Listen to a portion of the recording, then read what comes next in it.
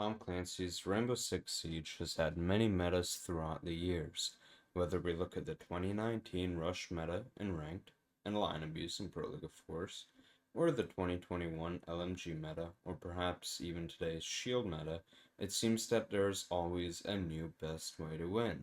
What if I told you, however, that all these metas are actually the same? My name is Christian, and today I want to dive into the theory of psychology meta. To begin, let's unpack how metas are created. Is it just happenstance that a team starts doing something and everyone catches on? How did the team figure it out anyway? Is there a way to create a new meta yourself? Well, it's not that complicated really. Meta, or most effective tactic available, simply refers to the method you use to win the most. What really needs to be investigated is why certain methods happen to win more, and it all ties back to the psychological factor of the game.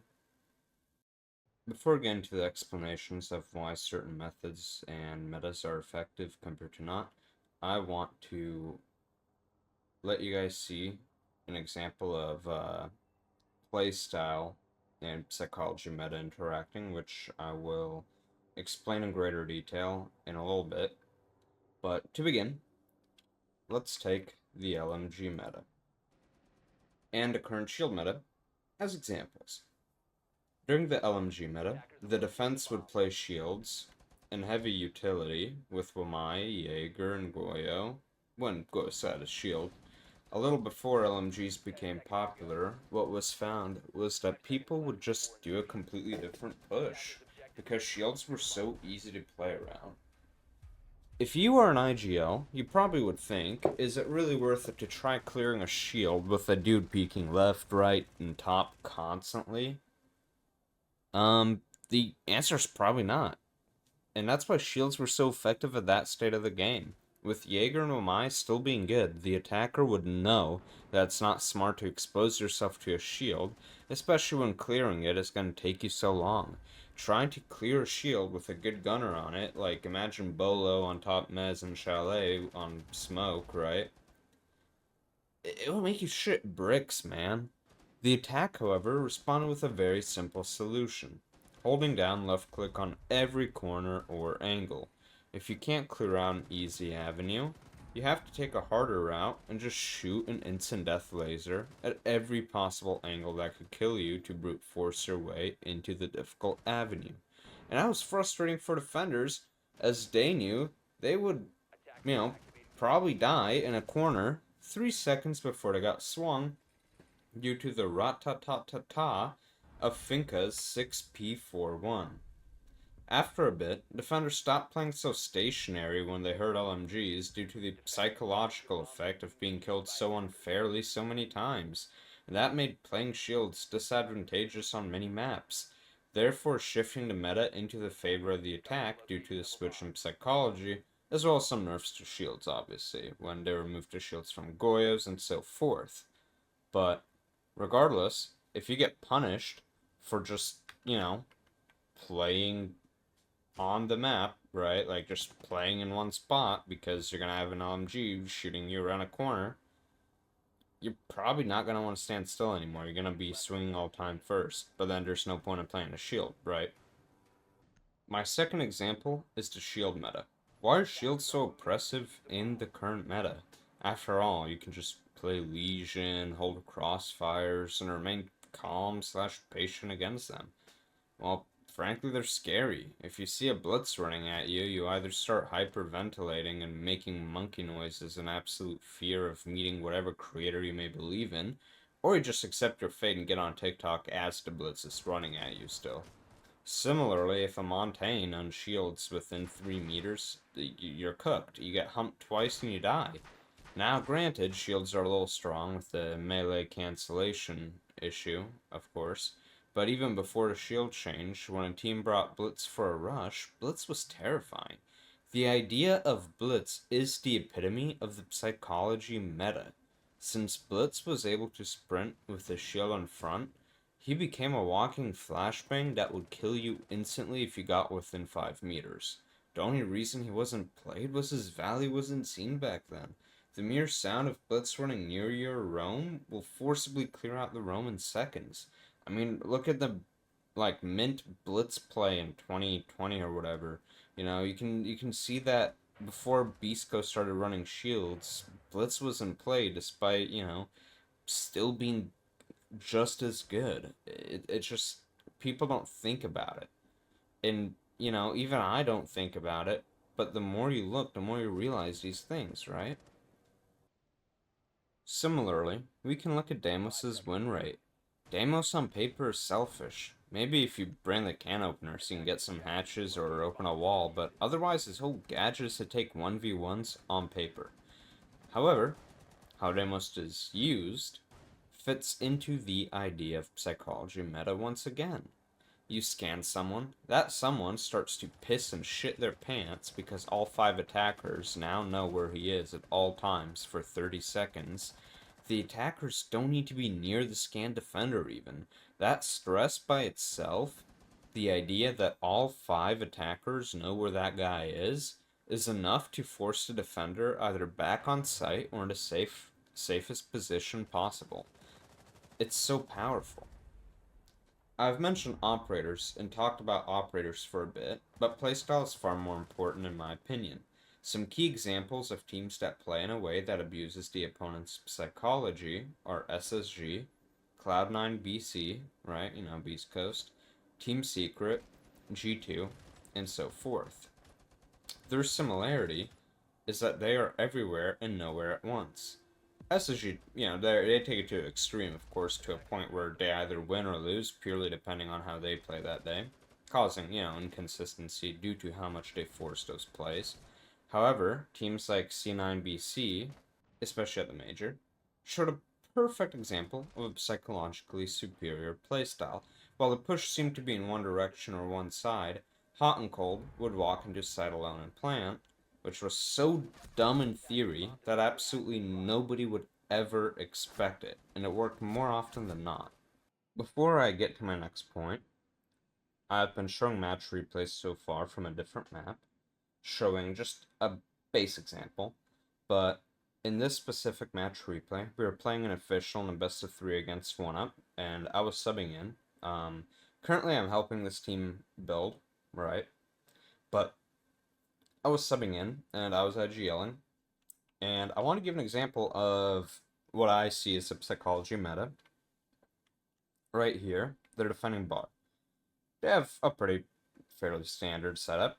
Barbed wire on 45, Mez, shield top blue, Azami setup, smoke's probably going to be in stock, and Legion might float around. So, nothing special, nothing poor.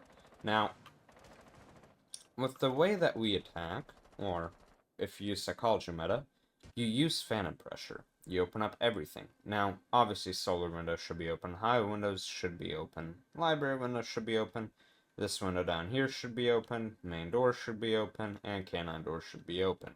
Everything around the map that would affect the attack in any sort of way should be open. Now, the idea here is after you open everything up, you just simply walk in everywhere. Look at our soft support, flex support, I guess, whatever. He's carrying diffuser and he's walking in solo. Now, granted, this was a bit messy, and I'm not going to get into details as to why, but there's one guy already in office. Nobody has any idea. This looks like a regular push with the cutoff here. Nobody knows where the ash is. They know that, there's a Capitao here. Cool. Now, pretty simple. The only thing that's odd is that nobody knows where the fuck the Grim is, right? And then that ends up being given away by a live drone. A bit of a whiff there. But then, look at this. It's a 3v1 now. And this Wamai is shitting bricks, just like I was saying. This guy is terrified, and he can't do anything about it. That's the whole point of the psychology meta. They can't do anything about it. And keep in mind, this whole time, there's still a guy pressuring all of this, about to probably clear out this frost, has to drop. The zombie's trying to get aggressive. Meanwhile, they don't even know where, the ace is. They don't even know there is an ace. The only thing that gives that info away is the garage wall that Legion is watching, which forces 5v3, 5v2 up top, but 5v3 in general. And one up is just looking around. I have no idea what's happening, right? And then just like that, obviously the Frost kind of trolled with the shield, peeked a little wide, and got killed. That's unfortunate. Right, it happens. But now look. Everyone's back on site. In theory, the advantage is there. There's a guy dining. But now there's not enough phantom pressure onto the game's window. And nothing is happening. It's quiet. One up has no idea what's happening. Right? This guy's just watching bar door. This guy's waiting. They're panicking. They have no idea what's going on. Right? And as it should, right? It doesn't... And there's not really a lot of sense in it. After all, it's a little crazy. And now, Mudroom, right? Only info that the defense has.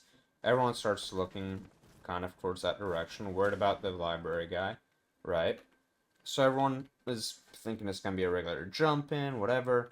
I don't know where Ash is, watching the flank. I'm not sure what happened here. But look. Look at this.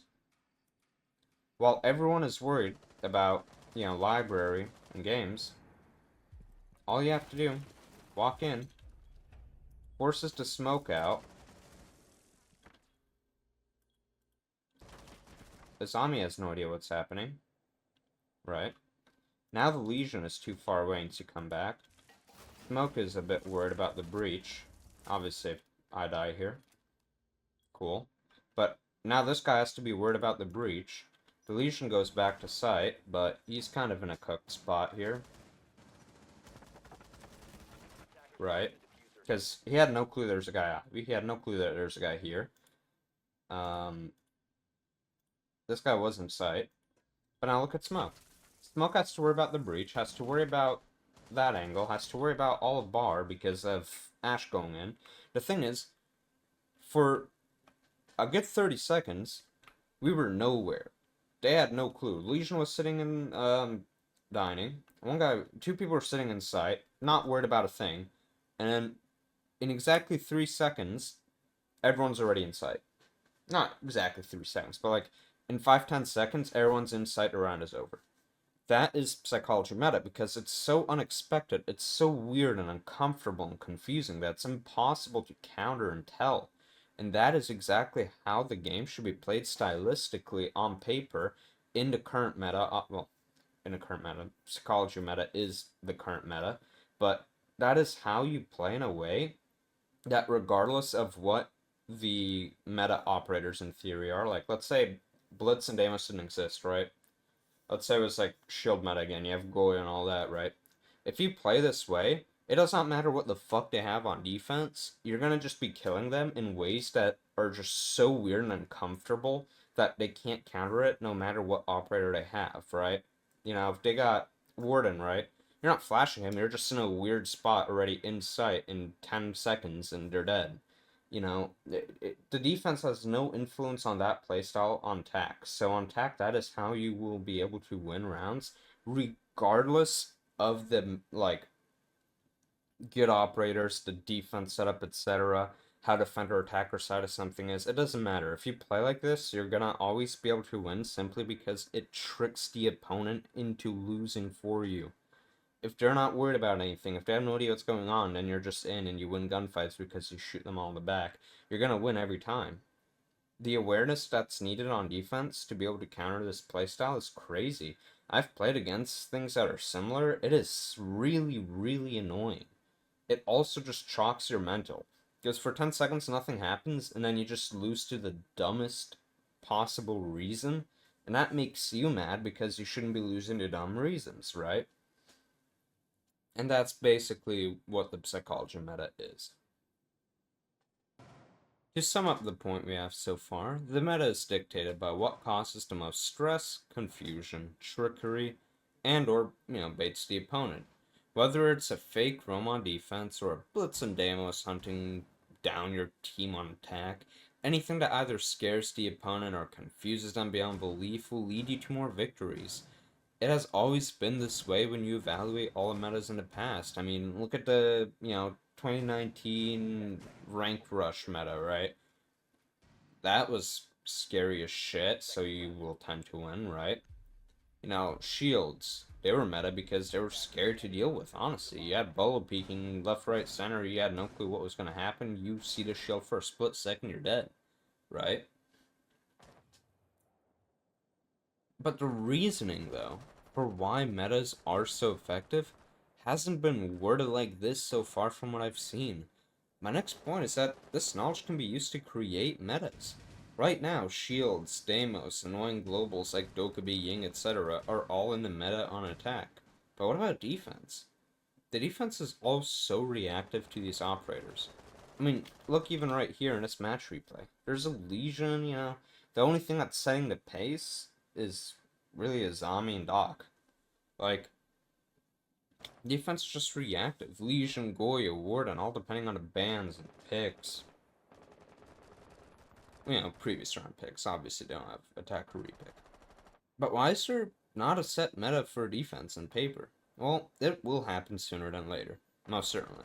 It always does. If there's an attacker meta, somebody eventually comes up with something that counters it fairly well on defense. But what are some of the options? Is it Phantom Roams with Mute Mozzie Vigil? Setting up all 4 Mute Jammers above, setting up your Mozzie Pests, making them think that you're roaming but they can't drone out to actually verify, so they just face check all of top floor, just to see there was never a roamer anyway. And some rounds, next round, you do roam after all, and then they walk right into it. Maybe it's CAG style triple or quadruple spawn peaks, back when they went to lands in 2020. And that isn't for me to decide, however, at least not in this video.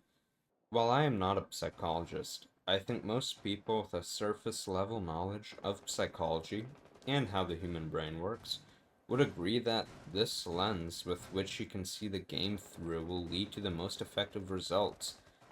I have nothing more to add, and I hope this video may open a new perspective into how Siege should be played. I mean, thank you so much for watching up until this point, obviously. I'd really appreciate it if you'd subscribe to the channel. And considering I don't really have any other things to add, just that the meta is purely based on how you can psychologically bait, I think I'll just see you guys in the next video. Thank you once again for watching, and goodbye.